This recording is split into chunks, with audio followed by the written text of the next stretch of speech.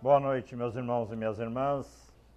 Que a paz de Jesus consiga penetrar em nossos corações. É agosto de 67. Nero está no poder em Roma. Do porto de Ostia parte uma caravana levando um prisioneiro a ferros, acorrentado. Partem em direção a Roma. Jornadeiam e quando adentram-se, aproximam-se da cidade. Está amanhecendo, um dia belíssimo, e Roma está mais esplendorosa ainda com aquele amanhecer. A caravana para um pouco antes de adentrar a cidade, numa parte mais elevada, e os soldados ficam admirando a cidade deles. Saudosos, estavam há meses nos campos de batalha, ficam admirando o lar deles, contentes por voltar. Aquela vista maravilhosa, a Via Ápia, a via mais famosa da antiguidade, com seus calçamentos regulares, à esquerda as catacumbas, à direita o casaril famoso de mármore, ciprestes finos, esguios apontando os céus. Era uma visão magnífica. O prisioneiro meneia a cabeça e começa a rir. E a dizer: "Oh, meu Deus, quanto júbilo! Quanto júbilo, Senhor!" Um dos soldados da caravana, um pequeno grupo de soldados, essa caravana, um desses soldados brutamontes, aproxima-se do prisioneiro, dá-lhe uma bofetada e diz a ele: "Tu deves ser louco, Inácio. Tu deves ser louco. Porque tu sabes que tu vai morrer daqui a pouco no circo máximo, devorado por feras, tu e um bando de cristãos igual a tu, e tu ris? Do que tu ris?" Inácio de Antioquia responde a ele de uma maneira assim muito simples, sem dar até muita importância para aquela advertência do soldado, mas diz a ele: "Eu rio de vós. Eu rio de vós, mas rio também de felicidade." Inácio de Antioquia nunca tinha visto uma cidade belíssima como aquela. Ele ficou encantado com aquela beleza. "Eu rio de vós e também de felicidade, porque se para vós que sois prostitutos e venais, se para vós que sois os abutres que voam sobre os cadáveres das nações vencidas, se para vós que não valeis nada, Deus dá uma cidade belíssima como essa, o que Ele não terá reservado para mim e para aqueles que o amamos? Se para vós que sois as almas mesquinhas e tacanhas, Deus dá uma cidade dessas, o que Ele não terá reservado para aqueles que iremos lhe dar a vida, que lhe somos fiéis." Inácio de Antioquia havia sido um menino órfão de Cafarnaum. Seus pais morreram muito cedo, o seu pai quando ele tinha mais ou menos uns 3 anos de idade. Com as pestes que dava naquela época, dizimavam multidões. Seu pai foi mais um daqueles que foi levado por uma das pestes. A mãe morreu uns 3, 4 anos depois. E ele não tinha mais nenhum parente, ficou perambulando por Cafarnaum, brincando com seus amiguinhos, filhos das senhoras, amigas ou conhecidas da sua mãe. Se tornou um órfão, um morador de rua. Comia alguma coisa que alguma mãe de outras crianças dava, quando estava muito frio, alguma o agasalhava em casa ou não, e assim ele estava indo. Mas era um menino especial. E um dia ele ouviu alguém falar sobre um Rabi Galileu. Ele nem sabia direito o que era aquilo, mas ficou fascinado. E queria muito conhecer o Rabi Galileu, até que um dia alguém comentou que o Rabi estava por Cafarnaum. E ele começou a andar pela cidade à procura do Rabi. não o encontrou, foi encontrado. Porque ele aproxima-se de um grupo de homens que estavam discutindo qual deles seria o maior no reino dos céus. Porque os apóstolos tinham suas vaidades assim como nós. Eles queriam saber qual era o mais importante deles para Jesus. Eles só foram despertar bem mais tarde. Eram espíritos, logicamente que espíritos muito mais evoluídos do que nós há 2000 anos. Pelo menos mais evoluídos do que eles eram. Mas eles estavam com o abafamento do corpo, da matéria sobre o espírito, então eles estavam vivendo as coisas da época, ainda não tinham despertado. E estavam ali, discutindo entre eles. Claro que Jesus não estava junto, mas Jesus não precisa estar junto para saber o que a gente está pensando. Nós ainda não temos condições de ter uma compreensão da grandeza de um espírito muito menor do que Jesus. Quem de nós consegue ter uma compreensão razoável a respeito de um Chico Xavier, de uma Madre Teresa? Ainda não. Então, de Jesus, não tem como. E eles estavam discutindo, alguns deles achavam que era Simão Pedro, porque Pedro, uma criatura de um coração de manteiga, mas um homem forte, ele era meio que um guarda-costas de Jesus, às vezes meio ríspido, mas é criatura boa. Outros achavam que era Tiago, o maior, irmão de João, depois chamado de evangelista, pela inteligência de Tiago. Outros achavam que era João, que era um meninote, que era João que Jesus amava mais. Porque ele juntou-se ao grupo quando o João tinha uns 16 anos apenas. Mas não é que Jesus amasse mais a João, é que João amava mais. Era um espírito bem à frente dos outros. E eles estão ali discutindo isso. E Jesus vem se aproximando, e quando eles veem que Jesus está se aproximando, eles ficaram quietos. Igual a gente quando está fazendo uma fofoca. Eu não sei se aqui em Taquara se faz, mas em Alvorada corre solta. E eles ficaram quietos, é como a gente faz, chega alguém e fica quieto, né? Disfarçando. Aí Jesus, que sabia o que eles estavam falando, mas Jesus sempre primou por deixar lições. E sempre ensinava perguntando. Nós é que querendo demonstrar conhecimento, como se a gente tivesse, até temos alguns conhecimentos mais que outros. Uns de nós sabemos coisas que outro não sabe, mas o outro sabe coisas que a gente não sabe, mas assim a gente vai se exibindo uns para os outros. E Jesus então se aproxima e pergunta, de quem falavam vós? E eles ficaram, né? E ele insistiu, e é quando Inácio, o menino, está por ali, percebe, quando Jesus vem chegando, ele não sabia quem era, mas sabia que aquele era o Rabi Galileu. Era um menino, mas era um espírito que conhecia muito bem a Jesus. Então Jesus insiste, né? De que falavam vós, afinal? E eles tiveram que dizer. Nós discutíamos para ver qual de nós é o maior no reino dos céus. E Jesus então toma daquela criança, nomina aquela criança, não as crianças, que ele vai nominar depois no capítulo 8, que hoje o nosso tema é o capítulo 7 do Evangelho segundo o Espiritismo, os pobres de espírito. Então ele nomina aquela criança e diz, aquele que quiser ser o maior no reino dos céus, faça-se como esta criança, humilhe-se como ela. Porque ele sabia quem é que estava ali.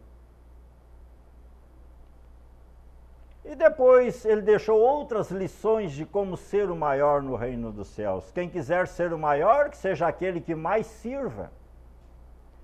Mas depois, logo em seguida, teve aqueles acontecimentos dolorosos para a humanidade, que foi a crucificação de Jesus.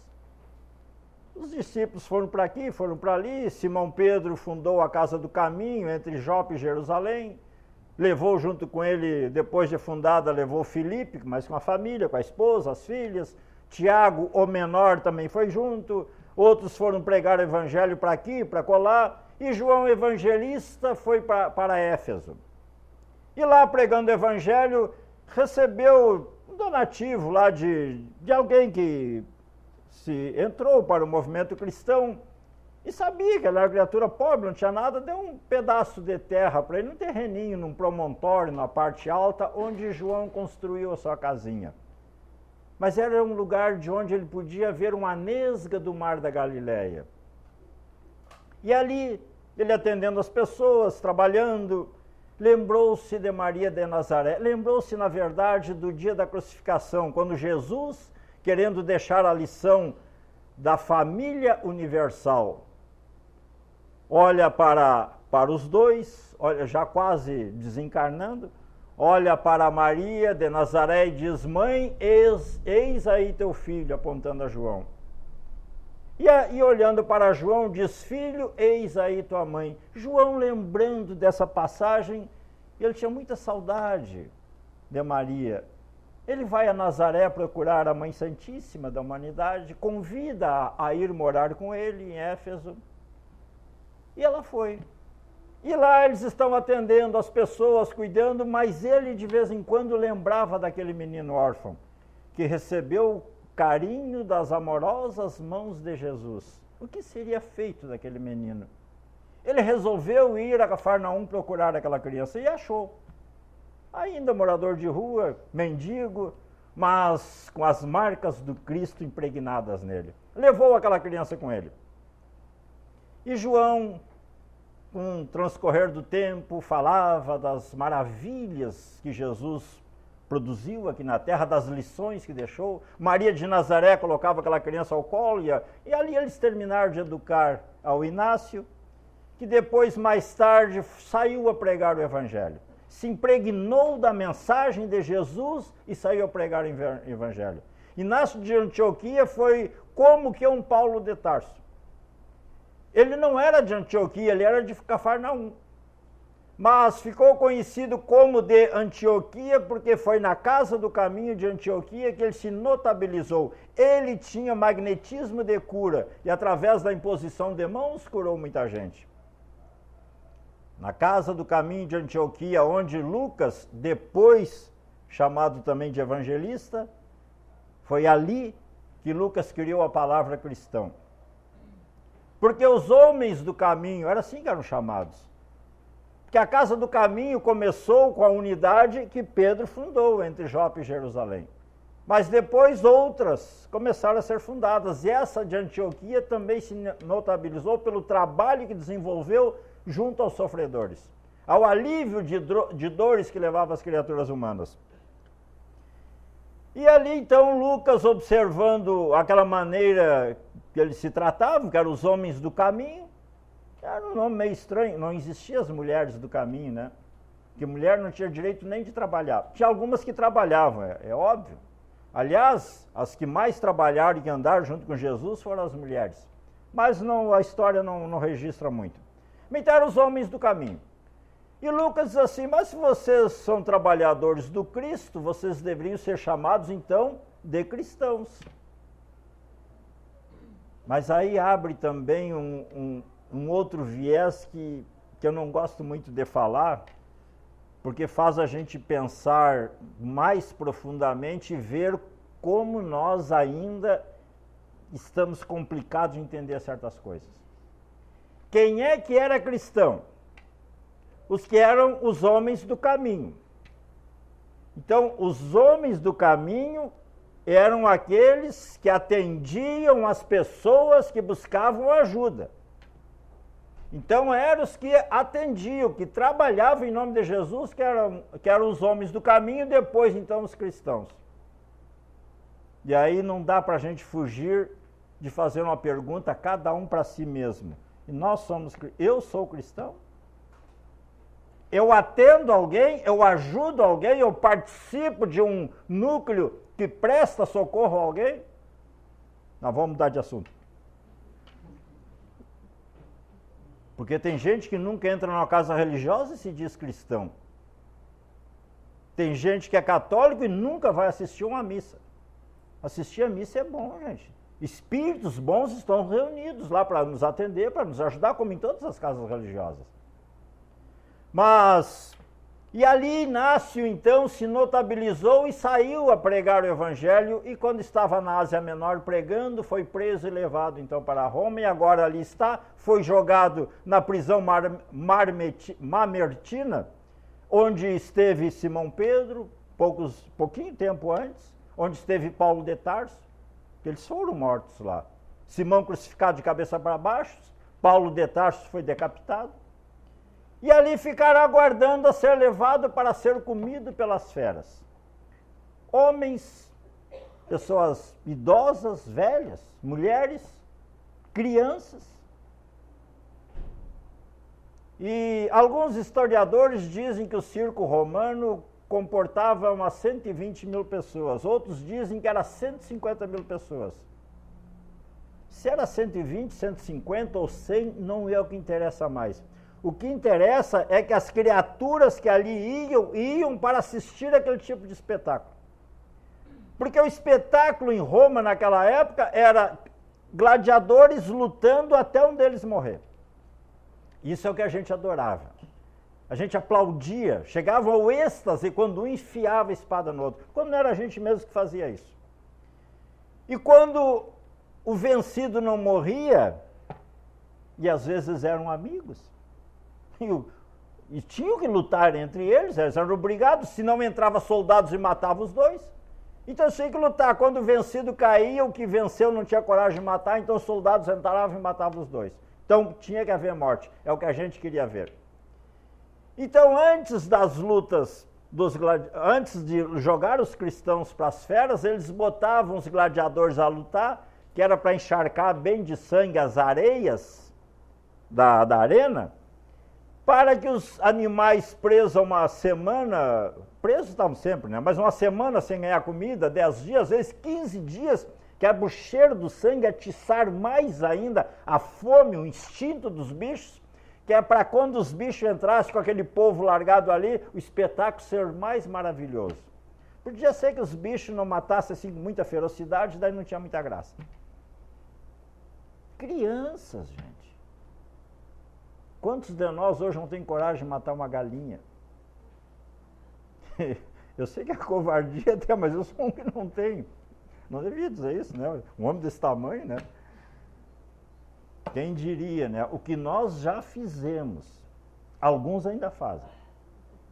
Vocês não vêm de vez em quando mostrar na televisão alguns segurando e passando, né? Tem gente que está hoje, como nós estávamos há uns 2000 anos atrás. A gente avançou mais para perto daqui, não foi só 2000 anos, não. Então, quando botam as pessoas para dentro da arena, Inácio junto, todos chorando, eles eram cristãos, muitos dos adultos tinham fé, mas as crianças, coitadas, não sabiam direito nem o que era aquilo, e sabiam o que ia acontecer com elas. Chorosos, com medo, eles eram criaturas de fé, mas eles tinham medo, eles eram gente. Então soltam aquelas feras esfaimadas e saem estraçalhando gente, a maioria ajoelhada, orando. Claro que uma equipe espiritual de criaturas luminosas ali para recolher aqueles espíritos que desencarnavam daquele jeito violentíssimo, ali atendendo a eles, mas ninguém sabia que ia acontecer isso, né? Inácio também está esperando a sua patada fatal, ajoelha-se e fica orando. Escuta o movimento, o barulho das criaturas gritando, desesperada, com os bichos em cima. A gente tem medo de um cachorro aí na rua quando late, às vezes dentro de um pátio, gente. E ele ficou ali aguardando a sua patada e ela não chegava e o barulho foi diminuindo e o povo, aquela gritaria, aquele êxtase de vendo, imagina um espetáculo maravilhoso desse. E o barulho foi acerenando, e a patada de Inácio não vem. Ele ergue-se, abre os olhos, as feras já todas saciadas, algumas deitadas, outras em pé, andando preguiçosamente ali, pedaços de gente para tudo quanto é lado, só ele vivo. E o povo gritando, desesperado para que ele fosse poupado. E Nero está com o dedo assim, porque se Nero baixa o dedo, entram os soldados e matam ele. Se Nero faz assim, ele está livre, mas normalmente era assim. Mas o povo começa a pedir por ele. E Nero tem medo do povo. Coitado da criatura, um psicopata, atacado por problema da esquizofrenia, matou a mãe dele. Matou a mulher dele, Popeia, para poder viver as orgias da época. É um louco, que a gente chamaria hoje. Mas ele tem medo do povo. E ele está com o dedo assim, o povo pedindo para poupar a vida de Inácio, e ele ergue o dedo. E o povo, então, daí vem abaixo aquele. E Inácio começa a chorar. Por que ele foi poupado? Se ele queria dar a vida dele a Jesus pela ideia que Jesus veio, não para Jesus, pela ideia que Jesus trouxe, porque ele, Inácio, sabia que a ideia que Jesus veio trazer era a redenção das criaturas, como é o Espiritismo hoje. E às vezes a gente dá tão pouca importância, porque ler a gente lê bastante, mas colocar na prática está tão difícil, pelo menos para mim. E ele chora ali, chora de vergonha por ter sido poupado. Uma entidade espiritual de alto brilho aproxima-se dele e diz: Inácio, repreende a ele. Inácio, tu não fosses poupado. Morrer, Inácio. Morrer através de uma patada de uma fera, ser trespassado por uma lança, isso é muito simples, é muito fácil, isso aí para qualquer um serve, para ti não, Inácio. Jesus espera de ti uma morte mais dolorosa. Ele espera de ti um holocausto. Mas não pense não que é morrendo, sofrendo. É trabalhando, é dando a vida. Muita gente entende muito mal os ditos de Jesus até hoje. Quando Jesus disse para dar a vida, tem gente que ouve isso e se mata. Para dar a vida. Mas Jesus não disse para dar a morte, ele disse para dar a vida. E quem se mata dá a morte, não dá a vida. Dar a vida, dedicar-se. É tão difícil da gente entender as coisas que quando a gente descobre é tão fácil. Quando Jesus fala em dar a vida, ele convida-nos a nos dedicarmos. Dê a vida pelo teu próximo, dedica-te ao teu próximo. Está tão difícil nós fazermos isso hoje ainda. Então esse Espírito vem e repreende a Inácio. Jesus espera de ti muito mais do que esperaria ou que espera de qualquer criatura, Inácio. Jesus espera que tu vá morrendo aos poucos. Como entender um dito desses? Porque aquele que se dedica aos outros vai morrendo aos poucos, até mesmo para os amigos. Porque é muito difícil de alguém, até parente nosso, entender como é que é. Alguém de nós, criatura cheia de defeito, cheia de erro, como todo mundo, tem coragem de dedicar-se a causas aí, não ganha nada. É só a visão material da coisa. Dificilmente um trabalhador espírita e de outras áreas também, que trabalham de graça, dificilmente algum já não ouviu, e às vezes, muitas vezes, o que tu ganha indo para lá trabalhar de graça para os outros? Quando não ouve outras coisas, ser chamado de trouxa e outras coisas. Aliás, ser chamado de trouxa, Chico Xavier foi muitas vezes chamado de trouxa. E mais outros adjetivozinhos que eu nem vou dizer aqui. E quando o velho trouxa morreu, foi recebido por Jesus. Joana de Andes manda uma belíssima mensagem 2 dias depois do desencarne dele, dizendo por quem que ele foi recebido. Por Jesus. Quem será que vai receber o esperto aqui quando o esperto daqui desencarnar? Os trouxas são Jesus, é Jesus que vai receber. Ou espíritos luminosos. E os espertos? O tempo vai responder a cada um de nós. Então Inácio saiu, conta Joana de Ângeles, que Inácio de Antioquia baixou a cabeça, resignado. Resignação não é para qualquer um. É para quem tem condições, para quem tem força moral. Resignadamente ele baixou a cabeça e saiu a pregar o Evangelho. E foi morrendo aos poucos. Morrendo a cada dia. Morrendo através das incompreensões dos companheiros de caminhada. porque nós gostamos muito de mandar nos outros. A gente quer traçar diretrizes para os outros e muitas vezes não traçamos diretrizes para nós. Aliás, traçamos, é perturbar os outros. E ele saiu morrendo, vendo amigos desencarnar, perdendo amigos, familiares. Para que morte mais dolorosa que essa? E foi morrer bem velhinho. Eu trago essa história de Inácio de Antioquia porque ele está não só como menino ali dentro do capítulo 7 do Evangelho, no item 3. Ele está também no item 12 do capítulo 7 do Evangelho segundo o Espiritismo, falando sobre orgulho e humildade. Tem duas mensagens ali sobre orgulho e humildade. A primeira é de Fénelon, no item 11, e no item 12 é de Inácio de Antioquia. Mas quem for lá ler não vai ver ali Inácio de Antioquia, vai ver Adolfo Bispo de Argel, o mesmo espírito. Vai encontrá-lo também no capítulo 11 e no capítulo 12. No capítulo 12 e 13.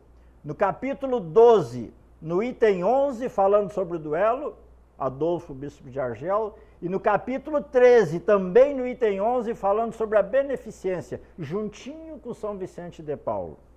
Inácio de Antioquia, o Adolfo Bispo de Argel, no item 11, São Vicente de Paulo, no item 12, falando sobre a beneficência.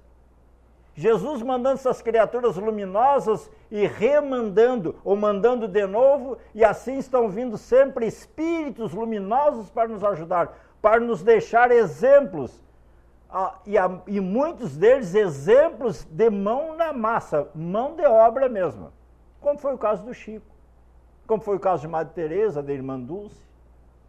Outros ele manda para nos deixar ensinamentos através da intelectualidade, nós temos tantos à nossa volta. Poderia citar de novo Chico, aliás, Chico entra em qualquer seleção que fizermos, né? 412 obras.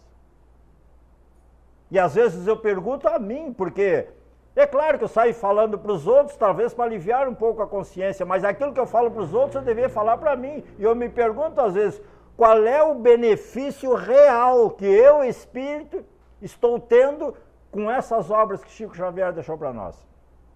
E outros espíritos. Nós temos tudo à nossa disposição para fazer aquilo que nós mais precisamos. E o que é? Mudança. Mudança de comportamento. Começar a nos dedicar. E o capítulo 7, então, vai falar sobre os pobres de espírito. Porque naquela época, e não há tanto tempo atrás, pobre de espírito era chamado aquela criatura que não reagia. Aquele que baixava a cabeça quando ouvia as truculências, os absurdos que às vezes se ouvem por aí. A gente ouve, mas não baixa a cabeça, porque eu não levo desaforo para casa, não é assim que a gente diz? Pois é. Ainda não somos pobres de espírito. Passa alguém no trânsito e diz alguma coisa qualquer, mas com quem que ele pensa que está falando? Os pobres de espírito. Pobre de espírito, na significação deixada por Jesus, é um espírito pobre de orgulho, de egoísmo. Então, a criatura espirituosa, quem era de espírito, é aquele que reagia na hora. Ouvia um desaforo, se ele tinha uma arma, ele puxava, e o outro... Porque era uma estupidez. As criaturas viviam matando até que eram mortas. Era matando e se matando. Esse era o procedimento comum da humanidade até não faz tanto tempo. Mas sempre teve os pobres de espírito no meio. Deles é o reino dos céus. Mas o que é o reino dos céus, afinal? Porque nós já sabemos que aquele céu beatífico não existe. Essa é a notícia ruim. Mas tem a notícia boa também. Se caso alguém estava com medinho aí, o inferno teológico também não existe. Então essa é a notícia boa. Mas tem o tal do umbral. Pois é, esse tem. Interessante, aqui nessa casa eu já passei por um umbral quando entrei lá, passei por outro, quando entrei por essa porta, passei por outro ali, passei por lá, passei num monte de umbral agora, só que em pouco tempo. O que é umbral? Umbral é uma passagem, gente. Então todos nós vamos passar pelo umbral. Chico Xavier passou pelo umbral e foi recebido por Jesus. Mas eu sei que quando nós nos referimos a umbral, nós estamos falando de sofrimento. Que também chamo de umbral, regiões umbralinas, que nós achamos que conhecemos regiões de sofrimento com letra maiúscula, mas não conhecemos. Aquele umbral que é apresentado no filme Nosso Lar, que penso que todos nós vimos, aquilo ali é um umbralzinho de letrinhas minúsculas.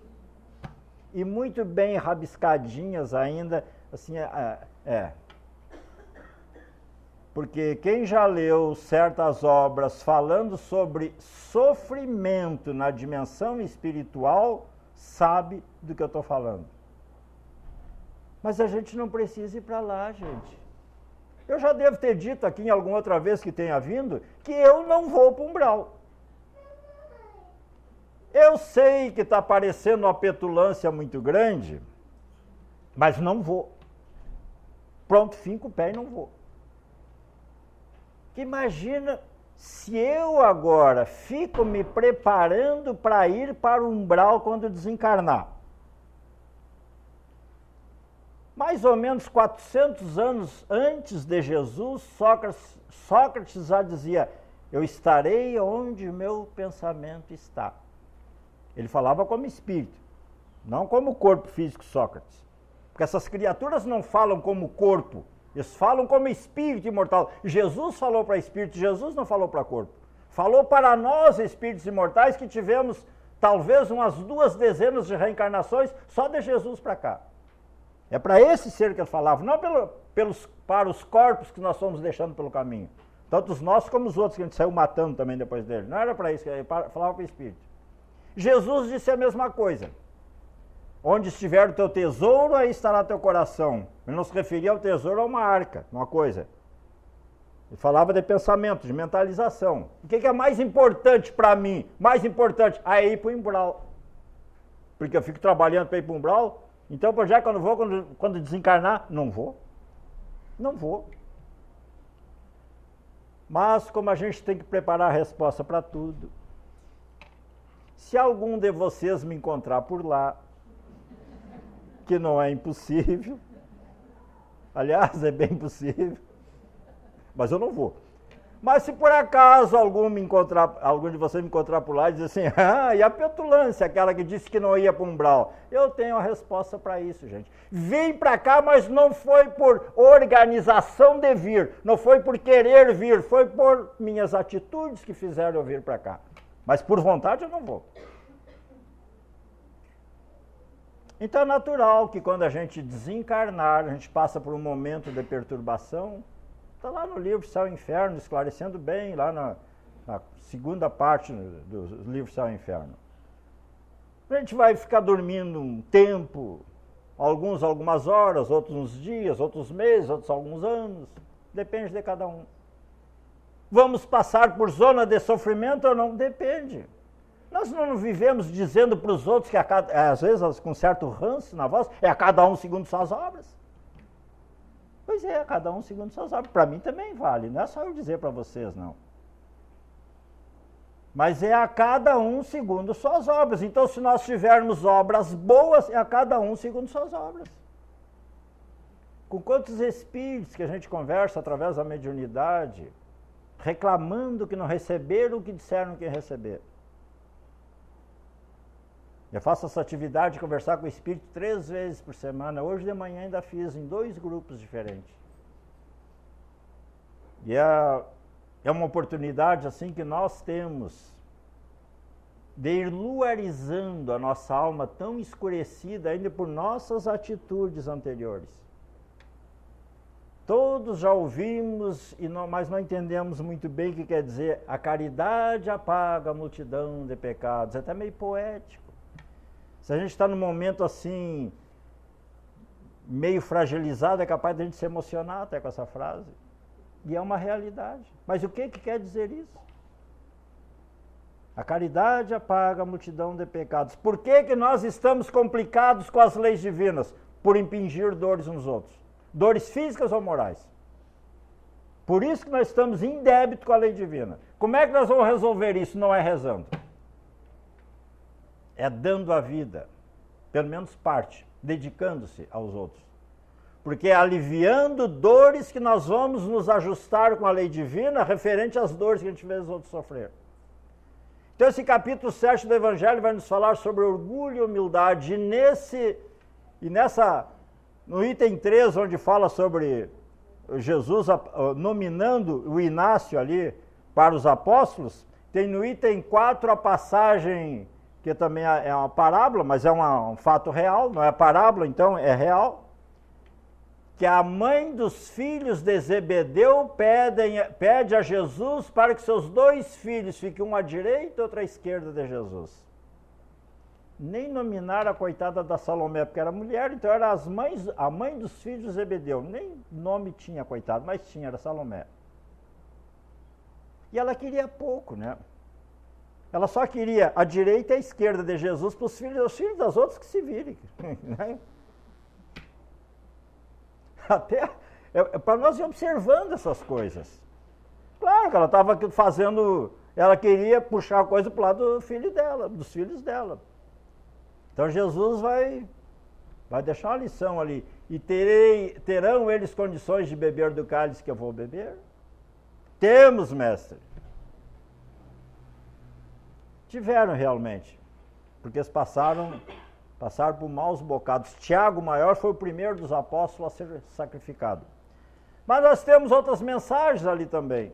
Mas nós vamos pular um pouco, nosso tempo está no fim, para ir direto para a última dela, que tem como título, porque esse capítulo no Evangelho a gente pode ir lá ler, dar uma estudadinha nele. Mas o título da última mensagem fala da missão da criatura inteligente na Terra. Não está escrito criatura, lá está missão do homem inteligente na Terra, mas das mulheres também. Homem como ser humano. Qual é a missão de nós, criaturas, aqui na Terra? Eu, particularmente, não gosto de chamar de missão, porque eu acho que é muita petulância. Porque missionário é o Chico Xavier, a Madre Teresa, as criaturas, Allan Kardec e outros, um monte mais de gente que não estão nem dentro das áreas religiosas, que vêm para desenvolver esse mundo. Então, tarefas. As tarefas da criatura inteligente na Terra. Será que a nossa tarefa aqui, e aí isso eu tenho que pensar em mim também, não só distribuir para vocês? Será que a tarefa da criatura inteligente aqui na Terra é aquilo que nós estamos fazendo? Será que a minha tarefa aqui é o que eu estou fazendo? Pensamento de cada um de nós. Será que com aquilo que eu estou produzindo aqui nesse mundo, será que eu estou organizando coisas, o reino dos céus? O que é o reino dos céus? O reino dos céus é um bem-estar, é uma consciência não recriminadora do próprio, porque nós somos a nossa consciência. O reino dos céus é aqui na Terra mesmo, ou em qualquer lugar. Para quem está agindo dentro das leis divinas, que são as leis que nos regem, está no reino dos céus. E aqueles de nós que não agimos dentro das leis divinas, e de vez em quando a gente faz isso, nós não estamos bem. Quem que fica bem depois que dá um xingão em alguém? Mesmo que na nossa avaliação a criatura merecesse, e às vezes até merece, mas sempre na nossa avaliação, mas a gente não fica bem. Tanto não fica bem que se alguém viu, a gente vai se justificar. Eu falei isso porque... Se a gente está se justificando é porque a gente sabe que agiu errado. E essa tal de consciência, a gente não larga a gente nunca. Então o reino dos céus é uma consciência tranquila. E o inferno, que não existe o inferno teológico que queima sem consumir, mas existe o inferno da consciência que acusa a gente e às vezes a gente está no inferno. É só a gente dar uma mancada meio séria aí, a gente fica ruminando, né? Por que eu fui me meter nisso? Por que eu não fiquei quieto? Por que eu fiz tal coisa? Ou por que eu não fiz tal coisa? É um inferno. Isso em coisas banais. Imagina numa coisa séria. Como é que a gente ficaria? André Luiz Espírito nos diz através de Chico Xavier que a grande surpresa que nós temos é quando desencarnamos e nos encontramos face a face com a nossa consciência, se estivermos lúcidos, logicamente, porque a gente vai lembrar de todo o nosso potencial e vai fazer uma avaliaçãozinha do que a gente fez aqui na reencarnação que terminou com o nosso potencial. E normalmente a gente não aproveitou muita coisa do nosso potencial, porque nós podemos muito mais do que a gente imagina. A nossa inteligência de espírito, não estou falando de escolaridade, que a criatura pode ser analfabeta e ser inteligentíssima, de fazer coisa que nem os estudiosos, os doutores aí conseguem fazer. Claro que não tem o conhecimento dele, mas consegue fazer. Inteligência de espírito é uma coisa, conhecimento, intelectualização das coisas daqui é outra. E nós temos inteligência para fazer coisas muito melhores do que nós estamos fazendo. Mas, para encerrar, que já está na hora, Maria de Nazaré, vivendo os seus últimos anos lá com João, atendendo as pessoas, chegavam caravanas, quando descobriram que a Mãe Santíssima da Humanidade estava morando ali, naquele promontório, junto com João, as pessoas acorriam lá para conversar com ela, fazer um atendimento fraterno, para receber alguma sopa quente, alguma coisa. Criaturas, peregrinos que vinham de longe, chegavam ali, pessoas que ela nunca tinha visto, que não conhecia, acolhia. Uma vez chegou quem criou esse nome de Mãe Santíssima da Humanidade foi um leproso que chegou um dia frio, chuvoso lá, e ela atendeu aquela criatura, preparou um banho para ele, depois botou ele numa cama quente, deu sopa lá, e quando ele foi embora, e ela falava de Jesus, do filho dela, para todos. E quando ele vai embora, então ele sai espalhando para todo mundo que tinha sido acolhido pela Mãe Santíssima da Humanidade.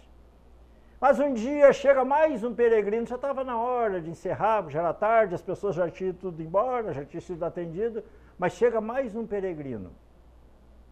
Mais um para ser atendido. Ela amorosamente vai atender aquela criatura. Mas esse peregrino, esse não veio pedir nada. Ele começou a falar com ela, falar do reino dos céus, falar com palavras tão doces, que ela pensou assim, quem será o estranho que fala comigo e dá para perceber que ele não veio pedir nada, ele veio me dar. De onde eu conheço essa voz? Ele vai falando com ela.